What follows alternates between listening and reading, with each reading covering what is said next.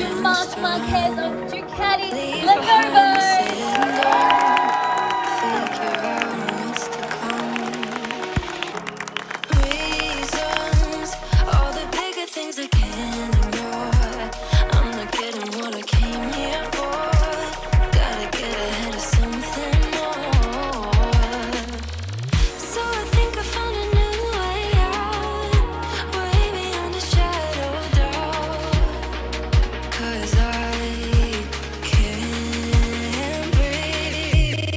Assalamualaikum warahmatullahi wabarakatuh Kang Bro, ketemu lagi dengan IWP Kang Mas. Seperti biasa Cak, baru saja kita melihat bagaimana race Harris dan teman-teman race sprint yang sebenarnya sudah duga banget bahwa Marc Marquez akan juara, akan tetapi kita nggak pernah menyangka bahwa kemenangan Marquez begitu smooth, begitu gampang sekali, dan kita juga berikan acungan jempol buat Yamaha sebenarnya Cak. Sayang sekali Cak, karena tekanan dari Marquez, Fabio sepertinya ya terlalu agresif dan pada akhirnya dia harus kehilangan grip depannya motornya dan dia menginjak atau melindas aspal yang kotor dan crash. Nah teman-teman semuanya, IWP akan bahas satu persatu dari awal dulu Cak, bagaimana kita bisa perhatikan bahwa Marc memang super confident. Jika kita melihat kemarin sebenarnya ya, kita bisa pastikan, kita bisa simpulkan bahwa secara race pace Marquez simulasi race-nya very fast dan very strong. Itu dikatakan Pecco Cak. Makanya kalau kita lihat Pecco sendiri cukup waspada dan Pecco sebenarnya sudah pede dengan motornya. Sekali lagi Pecco mengatakan dia confidence, akan tetapi memang ada beberapa poin yang perlu diperbaiki lagi, akan tetapi ternyata dilalah Marquez terlalu kencang, Marquez too fast, sehingga pada akhirnya dia harus puas di posisi ketiga. Jadi teman-teman, jika kita lihat layout dari Harris, ini adalah sebuah layout yang sebenarnya tidak selalu bagus buat Marquez. Karena jika kita lihat histori di masa lalu, rekodnya antara Pecco dan Marquez ini seimbang Cak. Di mana Marquez menang 3 kali di Harris dan juga Pecco menang 3 kali di Harris. Bedanya Marquez menangnya di zaman dulu Cak. Zaman kalau bendu Kang Mas, zaman kiprik Kang Mas. Jadi kalau kita melihat bagaimana sepak terjang kedua pembalap ya, maka Pecco memiliki kelebihan. Kenapa? Sebab kemenangan Pecco akhir-akhir ini dari 2022, 2023 hingga 2024 itu sangat mendominasi Cak. Tapi ingat Cak, ini masih sprint race, ini masih race yang pendek. Makanya Marquez juga mengatakan tadi, I hate sprint race, dia bilang aku benci sprint race karena I cannot release my emotion. Jadi dia merasa tidak bisa melepaskan emosinya yang luar biasa, mengingat banyak sekali fans MotoGP, fans Marquez khususnya di lokasi, dan dia harus menahan diri. Sebab yang terpenting adalah di hari Minggu atau besok Sunday race. Nah teman-teman, jadi strategi Marquez hari ini cukup simpel kalau kita perhatikan ya, bagaimana dia coba untuk menekan Fabio. Kelebihan dari Ducati adalah stability braking dan sepertinya Fabio mencoba menahan Marquez dan dilarang Cak, ternyata memang terlalu over dalam arti terlalu over untuk memaksakan diri hard braking, dan disitulah akhirnya Fabio melakukan kesalahan, dia melindas aspal yang kotor. Nah teman-teman, hari ini Marquez berhasil memecahkan rekor dari Jorge Martin dengan kemenangan berturut-turut 5 kali sprint race. Ini luar biasa. Pertanyaan kita gini Cak, apakah memang Marquez patut atau pantas juara, dan bagaimana dengan detailnya, seperti apa datanya dan klasemen sementara, apakah kemenangan Marquez membuat dia secara gap poinnya semakin jauh dari Pecco? Inilah data yang bisa Ibu share semuanya sama ini di sini Cak. Baru saja kita menyelesaikan melihat balapan sprint race di Harris. Sebuah tanda, sebuah bukti bahwa Marc Marquez memang gila Mas. Marc Marquez unbeatable, dan Marquez dengan kemenangan yang berturut-turut pada race sprint, maka saat ini bisa kita katakan rekor Jorge Martin pecah Cak. Jadi Marquez menyamai rekor Martin, di mana Marc mampu juara 5 kali sprint race berturut-turut sejak dibukanya seri ini. Nah teman-teman, IWP akan bawa ke sampean semuanya untuk membongkar seperti apa detail balapan hari ini dan bagaimana dengan kondisi Harris.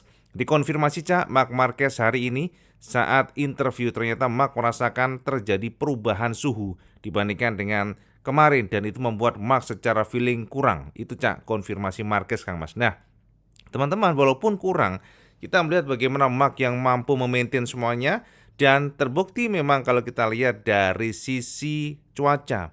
Hari ini dikatakan groundnya cukup panas Cak, mencapai 45 derajat Celcius dengan tingkat kelembapan cukup tinggi yang mencapai 44%, dan kondisi treknya dry pastinya atau clear. Makanya teman-teman suhunya sedikit lebih tinggi dibandingkan dengan kemarin dan secara feeling motor memang tidak ngegrip kemarin. Itu konfirmasinya. Makanya kalau kita perhatikan race pace dari para pembalap agak mengendor dibandingkan dengan kemarin pada saat free practice ataupun pada saat kualifikasi pastinya nggak bisa kita bandingkan, Cak. Tapi yang jelas secara feeling dipastikan memang sedikit berubah dibandingkan dengan kemarin. Itu dikatakan oleh Marc Marquez, Cak, dan juga Pecco dan juga Alex. Nah, teman-teman, Marc Marquez secara brilian adalah king of the king di Jerez hari ini.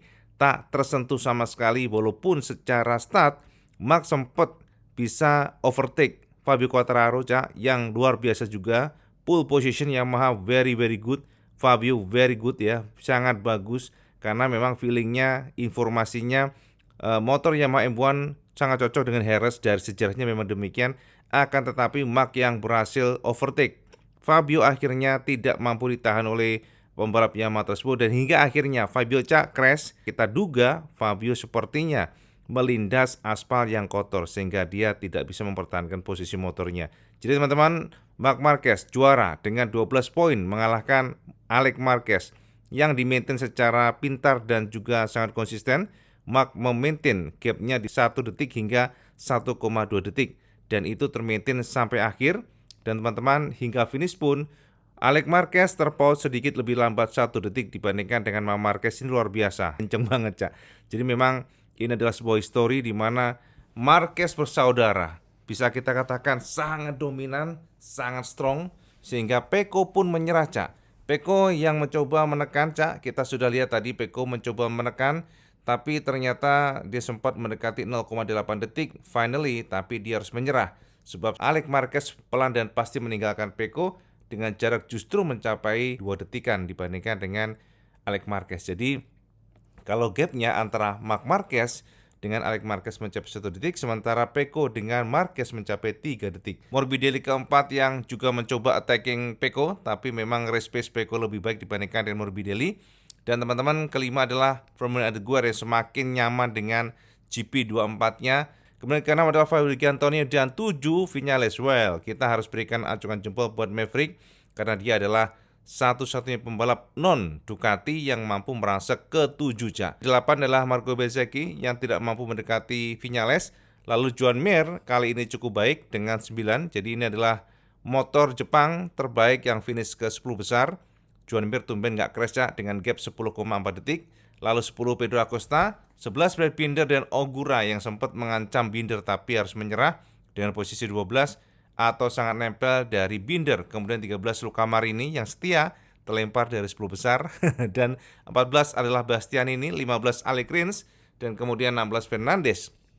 Lalu 17 Augusto Fernandez, 18 Alex Spargaro yang saat ini memang dipercaya Honda untuk ngetes motor. Jadi jangan berharap banyak pada Alexa sebab Alex menggunakan banyak komponen, jajah komponen yang tentu secara feeling belum terbukti lah, intinya gitu. Savadori 19 dan 20 Chantra, Zarco sekali lagi hari ini juga crash dan Miller juga sama dan Fabio juga crash. Jadi memang crash hari ini adalah para pembalap dari pabrikan Jepang, Cak. Itu, Cak, ya, informasi WP mengenai Marquez hari ini yang tak terkejar, yang berhasil mendominasi dan akhirnya bisa kita katakan bahwa rekor dari Martin pecah. Sekarang pertanyaannya, apakah memang Marquez pantas juara hari ini? Kita intip pastinya, Cak.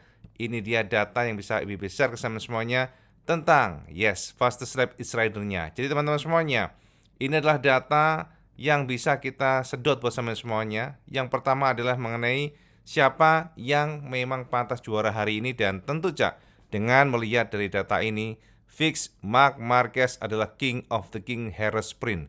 Jadi dari data yang kita lihat atau kita sodorkan sampai sekarang ini, memang Marquez bukanlah lawan Pecco. Marquez secara pace sedikit lebih cepat dibandingkan dengan Pecco.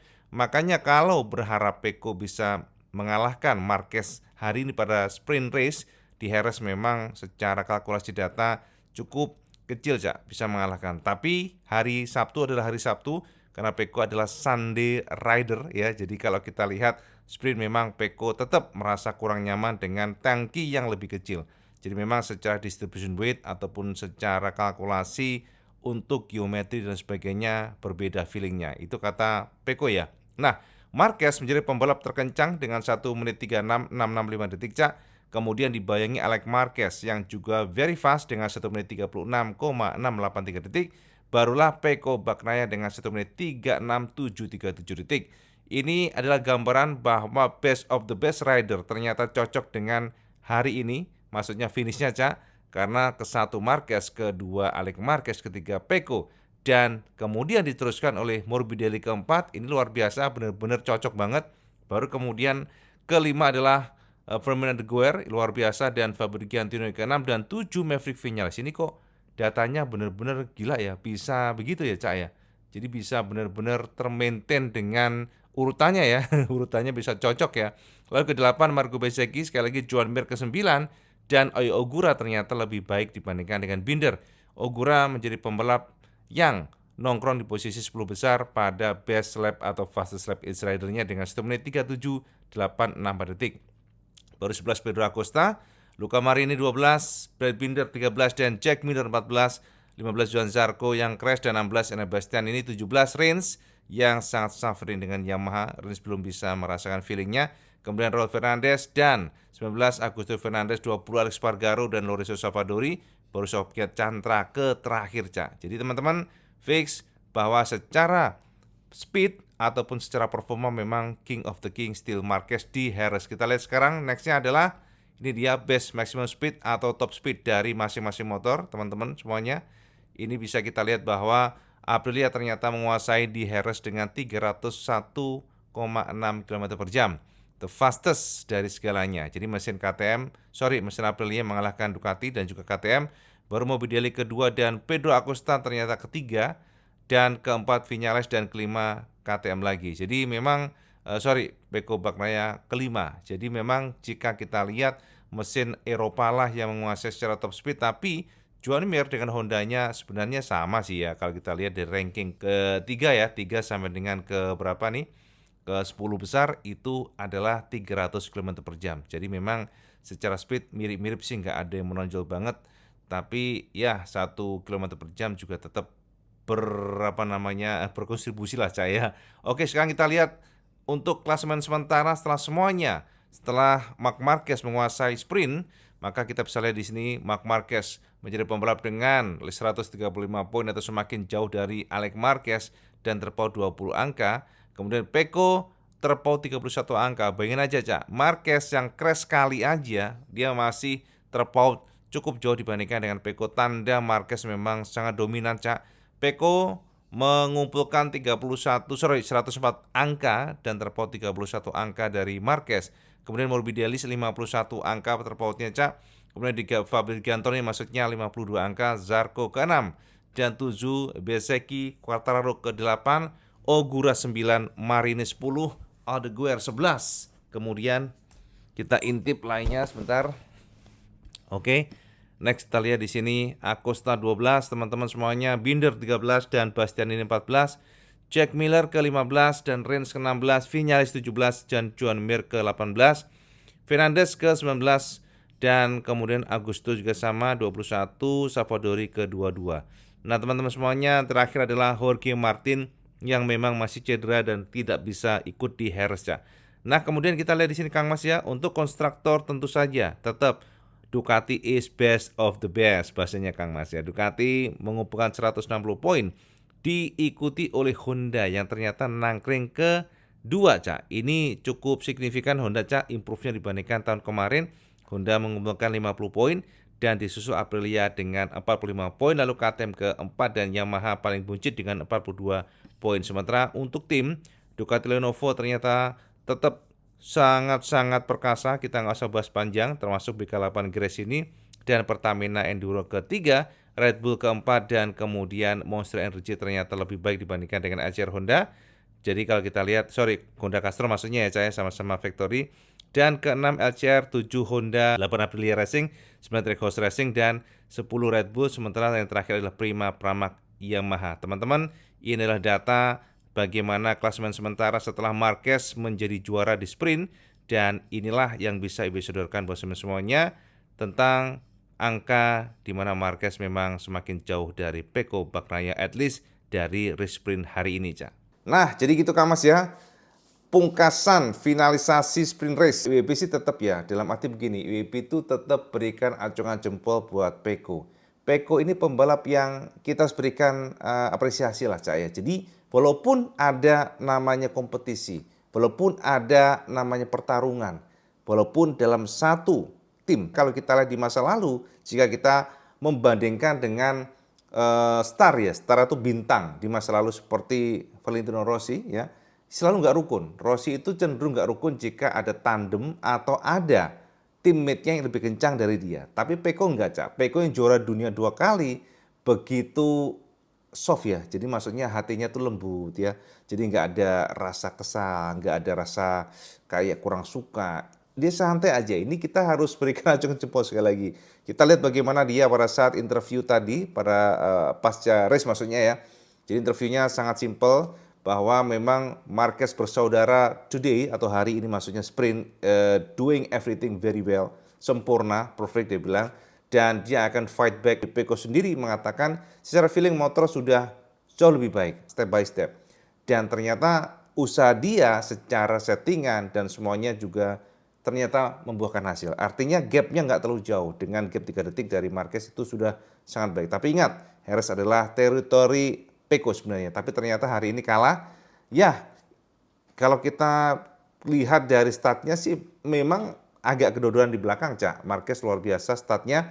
Dan teman-teman, jika kita membuka lagi, membuka dengan detail, sebenarnya apa yang terjadi dengan Peko adalah Peko memang merasa kurang pede pada saat entry corner, itu informasinya. Dia juga kurang suka dengan motor Ducati ketika menggunakan tangki yang kecil. Jadi teman-teman, memang sprint dibandingkan dengan Sunrise itu beda. Jadi sprint menggunakan tangki yang lebih kecil disesuaikan dengan jumlah BBM-nya.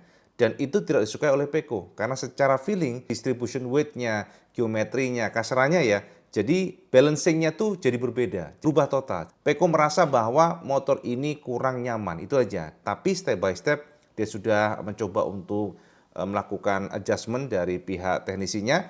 Bahkan dari bagian aero belakangnya juga Peko berbeda, Cak, dibandingkan dengan Marquez. Dia menggunakan sebuah aero yang update, aero yang sudah diimprove, aero yang dikatakan pengembangan di sebelumnya. Sementara Marquez lebih suka menggunakan aero basic ya. Jadi basic itu ya standarnya dari GP24 seperti Alex Marquez ya kalau kita lihat. Tapi Peko sudah melakukan berbagai eksperimen, dan itu adalah salah satu cara Peko untuk memperbaiki balancing. Sekali lagi balancing, karena memang di sprint race Peko merasa nggak nyaman. Sprint race merasa bahwa motornya memang kurang memberikan rasa pede pada saat masuk ke tikungan. Jadi teman-teman harus kita lihat apa sih kelebihan Marquez dan juga apa kelebihan Peko di Ducati. Marquez dari kacamata IWB memiliki kelebihan adalah entry corner-nya. Jadi hard braking-nya. Jadi kekuatan dari Marquez adalah bagaimana dia bisa mengerem sangat dekat di tikungan. Sementara Peko memiliki kelebihan pada saat keluar tikungan atau out of the corner. Jadi Peko itu pada saat masuk tikungan mungkin lebih smooth, tapi pada saat keluar tikungan itu bisa langsung digas penuh. Nah, itu adalah kelebihan dari Peko, stability-nya sangat kuat pada saat keluar tikungan, feeling-nya sangat kuat, akan tetapi Marquez memiliki kelebihan dari entry corner-nya. Pada saat masuk ke tikungan dia bisa sangat very strong, sangat kuat. Namun ya, plus minus tersebut sepertinya memang sedikit demi sedikit diperbaiki oleh Marquez, di mana dia saat ini salah satu pembalap yang adaptif, dan juga Marquez mampu membuat sempurna semuanya. Masuk tikungan bisa dengan sangat dekat dan keluar tikungan bisa dengan sangat cepat. Jadi memang perbedaan Honda dibandingkan dengan Ducati pun Marquez menjabarkan secara gamblang, Cak. Jadi kalau kita kupas kemarin, pernah kita baca atau kita lihat Marquez interview, ternyata Marquez membeberkan bagaimana perbedaan Honda dan Ducati. Yang mana jika Honda ini motor tidak bisa masuk tikungan dengan santai. Honda itu harus gedor kencang. Jadi kelebihan daripada Honda adalah front end-nya. Front end-nya sangat kuat, Cak. Traksinya very strong. Tapi kelebihan tersebut ada kekurangannya, di mana akselerasi keluar tikungan itu kurang. Karena traksinya kan atau retraction ban belakang itu kurang. Jadi kuncinya adalah pada saat masuk tikungan harus sangat kuat atau sangat cepat. Itu kata Marquez ya. Jadi perbedaan Ducati dan Honda. Jadi Honda bisa beringas, brutal, ya, bisa masuk tikungan dengan sangat cepat. Bagaimana dia masuk tikungan dengan dibanting keras kasarannya, Cak. Nah, itu adalah kunci di mana pada saat exit corner-nya pun akan kuat. Jadi kalau pembalap sudah bisa masuk dengan cepat, maka keluar tikungannya akan cepat. Itu dengan Honda, tapi dengan Ducati nggak bisa. Ducati harus masuk dengan smooth, ya, entry corner-nya baru pada saat kuat tikungan itu digeber dengan kuat. Jadi akselerasi tikungannya sangat cepat karena memang retraksinya bagus. Itu sekilas informasi buat semuanya tentang Marquez, dan teman-teman memang kita harus berikan acungan jempol buat Viñales yang progresnya cukup baik, cukup bagus. Jadi itu ya informasi tambahan buat semuanya. Apapun itu Cak, ini masih sprint race. Jadi kita lihat seperti apa Pecco besok, karena Pecco biasanya bangkit di hari Minggu. Itu akan menjadi sebuah momen yang kita tentu nggak sabar. Dan juga kita lihat seperti apa Fabio besok, karena WB yakin Fabio seharusnya bisa lebih baik dibandingkan dengan hari ini. Jadi dia tahu nih, kira-kira aku nggak boleh terlalu ngoyo, aku nggak boleh terlalu gegabah. Termasuk juga Alex Marquez bertekad bahwa di hari Minggu dia akan mencoba memperbaiki semuanya. Dia akan coba untuk mengejar Marquez sehingga dia bisa mencoba untuk mengganggu Marc Marquez. Dan respect sekali lagi, Marquez masih king of the king ya. Oke Cak, jadi itu Cak update IWB tentang race Harris Sprint hari ini. Mencerahkan semuanya, mohon maaf kalau mungkin nggak lengkap karena malam hari Cak. Jadi kita buat singkat saja, jelas. Yang jelas adalah, yang pasti maksudnya, ternyata memang king of the king Marc Marquez, dan ternyata dengan motor yang sama, dengan same weapon, Marquez memang adalah pembalap yang sulit dikalahkan. Itu Cak, update IWB. Silahkan komen di bawah Cak. Seman percaya nggak besok Marquez akan juara lagi? Atau Seman percaya bahwa Pecco lah besok yang menguasai? Seman komen di bawah. Dan seperti biasa lah, Seman suka video ini, Seman like, share, dan subscribe. Ojo lali Cak, sama sholat 5 waktu karena itu yang paling penting. Assalamualaikum warahmatullahi wabarakatuh. Salam segendes.